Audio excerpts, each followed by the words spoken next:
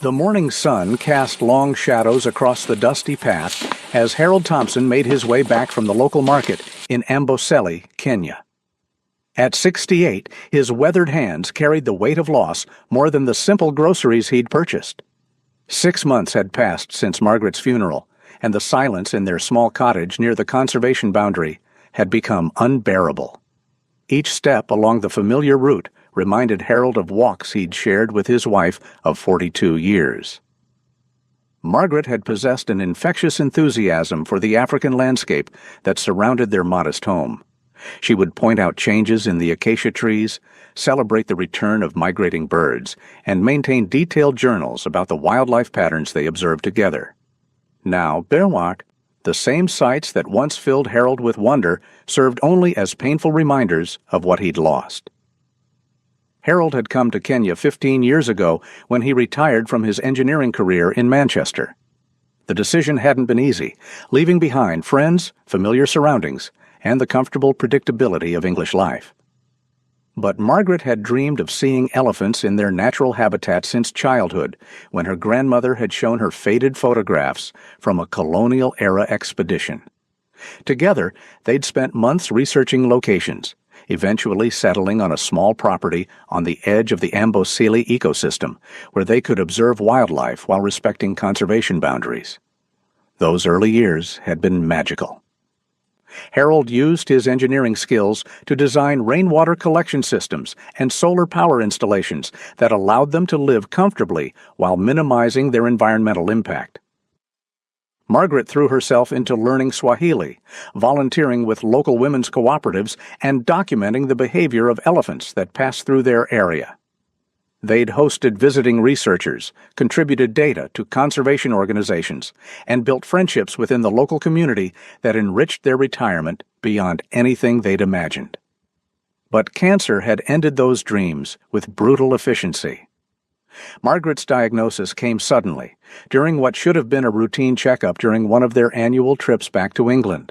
The aggressive form of ovarian cancer gave them only 8 months together after the initial discovery. Months spent mostly in London hospitals rather than the African paradise they'd created together. Now, surrounded by the vast landscape that once filled them both with wonder, Harold felt more isolated than ever. The house seemed too quiet without Margaret's laughter, too empty without her constant stream of observations about their surroundings. Even simple tasks like grocery shopping had become exercises in endurance, reminders of how thoroughly his life had been intertwined with hers. It was on this particular morning, as he rounded the bend toward home with a bag of vegetables and tinned goods, that Harold first noticed her. A lone elephant, clearly separated from any herd, stood near the acacia grove about 50 meters from his property line. Something about her posture struck him as profoundly wrong. The way she favored her left rear leg, the listless manner in which she picked at the thorny vegetation, the absence of the purposeful movement that characterized healthy elephants. Harold stopped walking and studied the animal more carefully. During his 15 years in Kenya, he'd observed hundreds of elephants, learning to read their body language and recognize signs of distress. This female, probably in her 20s based on her size and the development of her tusks, bore unmistakable evidence of injury. Her left hindquarters showed scarring and deformation that suggested an old wound, likely from a poacher's snare that had since been removed but left permanent damage. What struck Harold most powerfully was the elephant's isolation. Elephants were intensely social creatures, living in complex matriarchal groups that provided support, protection, and companionship throughout their lives. For a female to be alone suggested either temporary separation from her family, or, more troubling, rejection due to her disability. Harold had read enough about elephant behavior to know that severely injured animals sometimes couldn't keep up with the herd's movements and were eventually left behind, a harsh but necessary adaptation for group survival. For 3 days, Harold watched from his veranda as the elephant lingered in the same area. She moved slowly, deliberately, never venturing far from the same cluster of trees. Her feeding was inefficient and seemed to cause her pain. She couldn't rear up on her hind legs to reach higher branches, couldn't move quickly enough to access the best vegetation before other animals claimed it. On the fourth morning, she was gone, and Harold felt an unexpected pang of disappointment.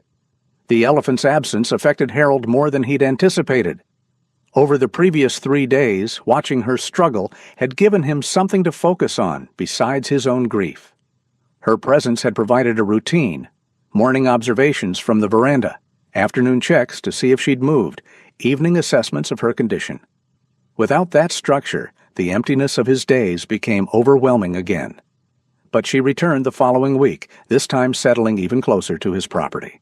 Harold found himself studying her routine with increasing attention, noting how she struggled to reach resources that healthy elephants accessed with ease. Her left rear leg was clearly compromised, causing her to move with an awkward, three-legged gait that limited her mobility and efficiency. More concerning, she seemed to be losing weight, her ribs becoming more visible beneath skin that was developing the dull appearance associated with poor nutrition. Something about her solitary struggle reminded Harold of his own recent months. Like the elephant, he was isolated from his natural social group, struggling to perform basic tasks that had once been effortless, moving through his environment with pain and difficulty. The parallel wasn't lost on him. Two displaced creatures trying to survive in a world that had suddenly become unwelcoming. That evening, Harold made a decision that would change both their lives. He loaded a wheelbarrow with carrots, bananas, and sweet potatoes from his garden and wheeled it to the edge of his property. Maintaining a respectful distance of about 30 meters, he arranged the food in a neat pile near the acacia grove where the elephant spent most of her time, then retreated to his house. By morning, every piece of food was gone. Harold felt a surge of satisfaction unlike anything he'd experienced since Margaret's death. For the first time in months, he'd accomplished something that mattered, helped another living being in a concrete and meaningful way. The elephant's acceptance of his offering felt like communication, acknowledgement that his gesture had been both noticed and appreciated. The pattern established itself gradually over the following days. Each evening, Harold would prepare fresh produce from his garden and the local market, wheel it to the designated spot, and retreat to observe from a distance. Each morning the food would be consumed, leaving only scattered fragments and the massive footprints that confirmed his visitor's identity. He never saw her eating, but the evidence of her nightly visits accumulated. Broken branches where she'd moved through the undergrowth, compressed earth where she'd rested, the subtle signs of an elephant's passage that Harold was learning to read. On the 10th day of this routine, Harold decided to modify his approach. Instead of leaving the food and immediately retreating, he would remain outside, pretending to tend his garden while keeping the feeding station in his peripheral vision. As the sun began to set, painting the sky in brilliant oranges and purples that reminded him of the sunsets Margaret had loved, the elephant emerged from the tree line. Harold's heart hammered against his ribs as she approached the food cautiously, her massive head swiveling to scan for threats. He remained motionless, bent over his tomato plants with hands that trembled slightly from excitement and nervousness. When she finally reached the vegetables, she paused and looked directly at him. For a moment that felt like hours. Human and elephant regarded each other across the African twilight. Harold was struck by the intelligence in her eyes, the way she seemed to be assessing him as carefully as he was studying her. There was no fear in her gaze, but there was evaluation, a calculation of whether this strange arrangement posed any danger to her. Then, slowly, deliberately, she picked up a sweet potato with her trunk and consumed it while maintaining eye contact with Harold. It was an acknowledgement, an acceptance of his offering, and perhaps even a recognition of his intent. Harold felt tears prick his eyes as he realized he was witnessing something extraordinary, the beginning of trust between species, the foundation of a relationship that transcended normal boundaries between human and wild animal. Harold began to think of her as a Mara, a name Margaret had once suggested for the daughter they'd never had, meaning eternal in Sanskrit. The name felt fitting for a creature who seemed to exist outside normal time, moving with the ancient rhythm of her species, yet somehow connected to Harold's very human need for purpose and companionship. As weeks passed, Amara's visits became more predictable and extended. She would arrive just before sunset, approach the feeding station with increasing confidence, and remain in the grove until dawn. Sometimes Harold would hear her moving through the night, the soft rumble of her stomach, the gentle whoosh of air from her trunk, the almost musical sound of her breathing. These nocturnal sounds became a comfort to Harold, proof that he wasn't entirely alone in the vast African landscape. Harold found himself planning his days around these evening encounters. He researched elephant nutrition extensively, learning which foods would be most beneficial for an animal recovering from injury. He discovered that elephants could consume up to 300 pounds of vegetation daily, and while his modest offerings wouldn't sustain her entirely, they could provide crucial nutrients and calories that might make the difference between survival and starvation during the challenging dry season ahead. More importantly, Harold realized that Amara was beginning to trust him in ways that extended beyond simple feeding. Where once she had fled at the slightest unexpected movement, she now barely glanced up when he moved around his property during her visits. She seemed to recognize his voice when he spoke softly to her, turning her massive ears toward him like satellite dishes seeking a signal. The invisible barrier between them was slowly dissolving, replaced by something that felt remarkably like mutual recognition and respect. One evening, as Harold arranged fresh pineapple and watermelon near the grove, Amara emerged earlier than usual. Instead of waiting for him to retreat to a safe distance, she approached while he was still nearby, moving with purpose but without alarm. Harold froze, uncertain whether to move away or stand still, acutely aware that he was in the presence of a creature that could easily kill him if she chose to do so. Amara solved the dilemma for him. She extended her trunk toward the fruit, selected a piece of pineapple with delicate precision, and then something unprecedented happened. She held out a small branch toward Harold, offering it as if in exchange for his gift. The branch was freshly broken, still green, clearly chosen with intention rather than randomly picked up. Harold's eyes filled with tears as he accepted the branch with trembling hands. In that moment, he understood that what was developing between them transcended mere feeding. It was communication, mutual recognition, perhaps even the beginning of friendship. The gift was simple, almost primitive by human standards, but its significance was profound. Amara had acknowledged Harold not just as a food source, but as a being worthy of reciprocal relationship. 3 months into their evening ritual, Harold's world had transformed in ways he couldn't have imagined. The crushing loneliness that had defined his days since Margaret's death had given way to anticipation and purpose.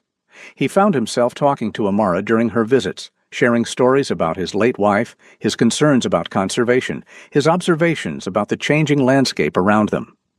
Most remarkably, she seemed to listen.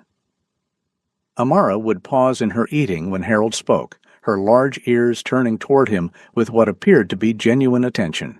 Sometimes she would respond with low rumbles, infrasonic communications that Harold felt more than heard, vibrations that seemed to resonate in his chest cavity and create an almost physical connection between them.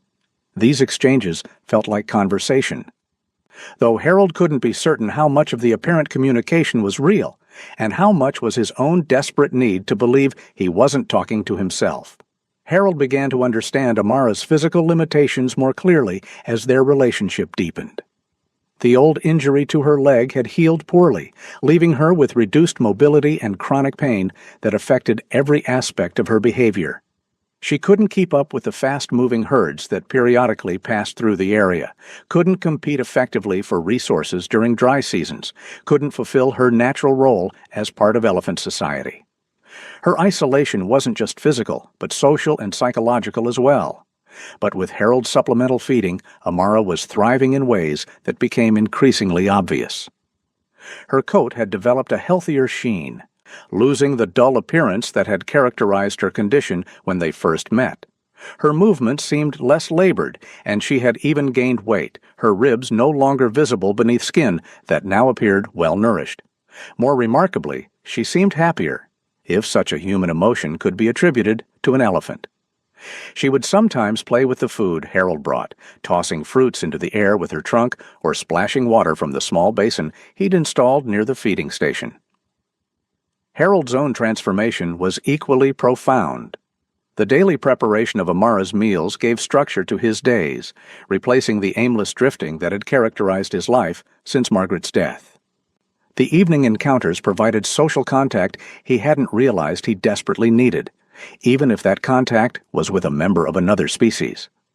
Most importantly, caring for Amara connected him to something larger than his own grief, to the complex ecosystem surrounding them, to the urgent conservation challenges facing Kenya's wildlife, to the possibility that individual actions could make meaningful differences in an increasingly troubled world.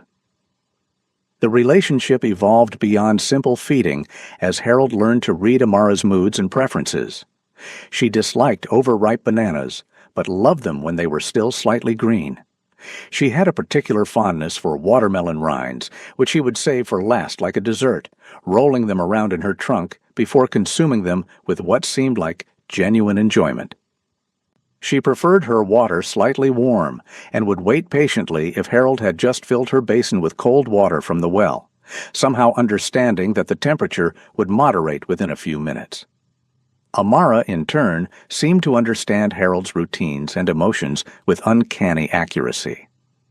On days when he felt particularly melancholy, usually anniversaries or holidays that reminded him of Margaret, Amara would linger longer than usual, sometimes approaching close enough that Harold could feel the warmth radiating from her massive body. During these moments, she would stand quietly nearby, not feeding or moving, simply present in a way that felt like companionship rather than mere proximity. It was during one of these closer encounters that Harold first made physical contact with Amara. She had been reaching for a mango that had rolled slightly beyond her comfortable range, stretching her trunk awkwardly due to her injured leg and clearly struggling with the movement. Without thinking, Harold stepped forward and rolled the fruit closer, bringing it within easy reach. As he stepped back, Amara's trunk brushed against his arm in what might have been accidental contact or might have been intentional acknowledgement.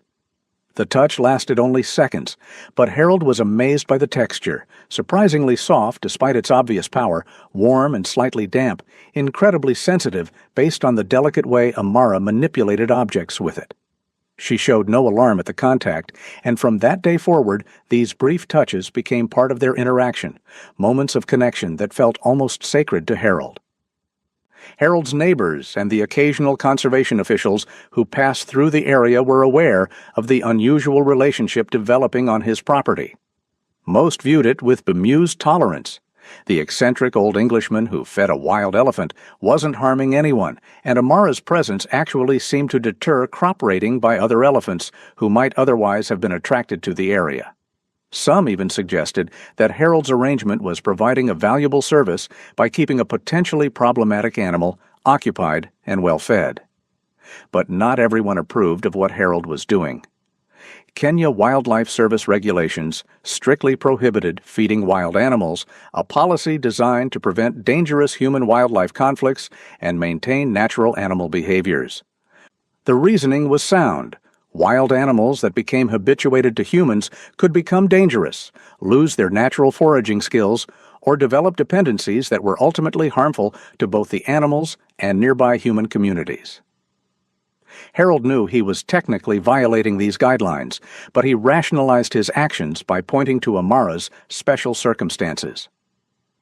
She wasn't a healthy elephant who could survive normally in the wild. She was a disabled individual who would likely die without intervention. The choice wasn't between a natural life and an artificial one. It was between life and death. Under those circumstances, Harold believed that rigid adherence to regulations was not just inappropriate, but cruel. The ethical complexity of the situation weighed heavily on Harold's mind. He respected conservation science and understood why feeding wild animals was generally prohibited. He'd seen the problems that could arise when wildlife lost their fear of humans or became dependent on artificial food sources. But faced with Amara's specific needs and their developing relationship, simple rule following seemed inadequate. He was saving one elephant's life. Wasn't that worth some regulatory flexibility?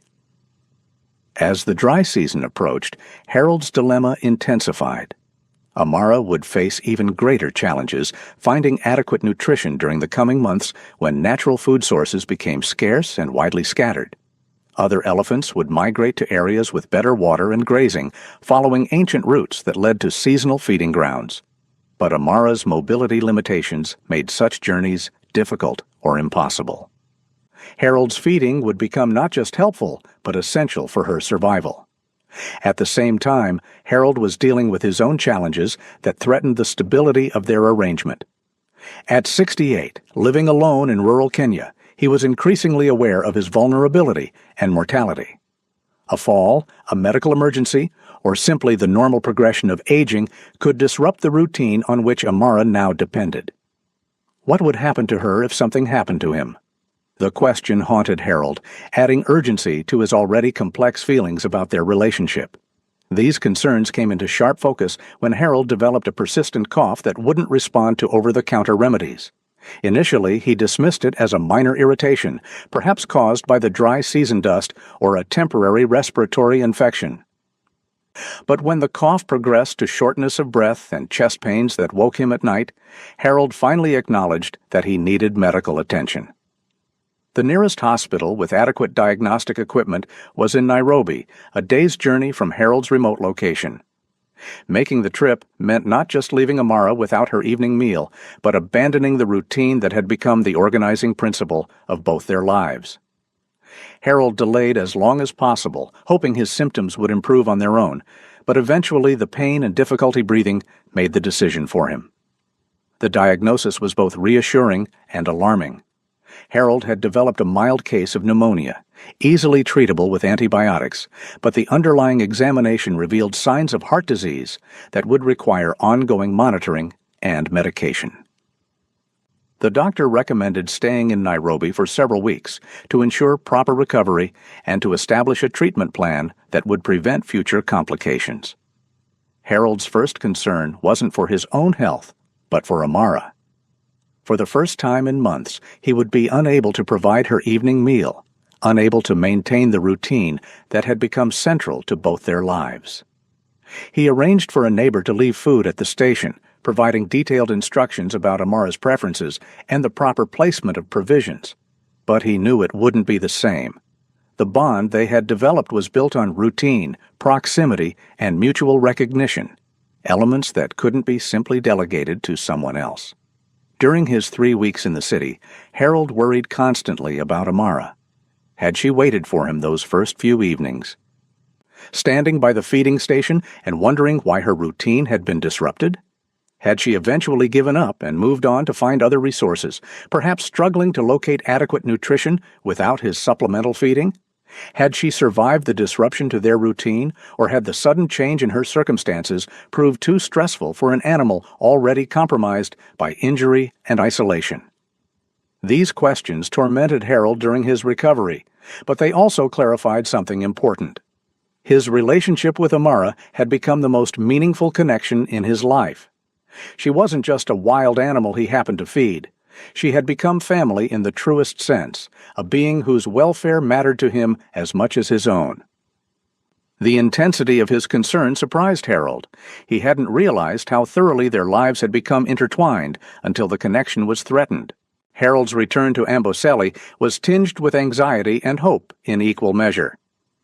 During the 3-week absence, his neighbor had dutifully maintained the feeding station according to Harold's detailed instructions, but reported that Amara had only appeared sporadically, often approaching the food but not consuming it entirely. She seemed confused by the change in routine, suspicious of the unfamiliar human presence, or perhaps simply waiting for something or someone that wasn't there. The drive from Nairobi gave Harold time to process his fears about what he might find. Would Amara still be in the area, or had she finally moved on in search of more reliable resources? Would she remember him after the extended absence, or had their carefully constructed trust been damaged by what might have seemed like abandonment from her perspective? Harold realized that he was more nervous about this reunion than he had been about any of his medical procedures. The first evening back, Harold resumed his routine with nervous anticipation that bordered on prayer. As sunset approached, he arranged fresh fruits and vegetables at the station with extra care, including all of Amara's favorite foods in generous quantities. He retreated to his usual observation point and waited, scanning the tree line for any sign of movement. For an hour, nothing happened. The familiar sounds of the African evening began, the calls of guinea fowls settling for the night, the distant whoops of hyenas, the rustle of small creatures moving through the undergrowth. But there was no sign of the massive presence that Harold had been hoping to see. Just as he was beginning to fear the worst, that Amara had indeed moved on and he would never see her again, she emerged from the tree line. But she wasn't alone. Behind her, moving with the fluid coordination of a family unit, came 5 other elephants, 3 adults and 2 juveniles. Harold had never seen Amara with other elephants during all their months together. He had assumed she was permanently separated from any social group due to her disability. The sight of her leading a small family group toward the feeding station left Harold speechless with amazement and confusion. The group approached the feeding station cautiously, with Amara clearly in the lead, despite her mobility limitations. She moved with confidence and purpose, her body language suggesting that she was guiding the others to a familiar and safe location. Harold watched in fascination as she consumed some of the food he had provided. But then something remarkable happened. She began guiding the others to share the feast, using gentle touches with her trunk and low vocalizations that Harold could barely hear. Amara introduced her family to the bounty that Harold had been providing. She seemed to be explaining the situation, demonstrating that this food source was safe and reliable, worthy of their trust and attention. The other elephants followed her lead, initially cautious but gradually relaxing as they realized there was no threat associated with this unusual arrangement. Harold watched in amazement as the elephants shared the food peacefully, with the adults ensuring the juveniles received adequate portions before satisfying their own hunger. It was his first glimpse into the sophisticated social dynamics that governed elephant relationships, the cooperation, communication, and mutual care that defined their communities. The scene was both beautiful and educational, revealing aspects of elephant behavior that Harold had only read about in scientific literature. As the group fed, Amara kept looking toward Harold's position with what seemed like intentionality. Finally, she separated from the others and approached closer than she ever had before, stopping just a few meters away, where Harold could see her clearly in the fading light. In the gathering darkness, Harold could see something held delicately in her trunk, something she had been carrying but not consuming. Slowly, almost ceremonially, Amara placed the object on the ground between them and stepped back. The gesture was unmistakably deliberate, clearly intended as an offering or gift rather than random behavior. Harold approached cautiously and discovered an extraordinary sight, a pristine white flower, unlike anything he had seen in the local flora. The petals were perfectly formed, with an almost luminescent quality in the twilight that made them seem to glow with their own inner light. Harold had lived in Kenya long enough to recognize the significance of what Amara had brought him. The flower was a rare desert rose bloom, found only in the most remote areas of the ecosystem and blooming only after significant rainfall.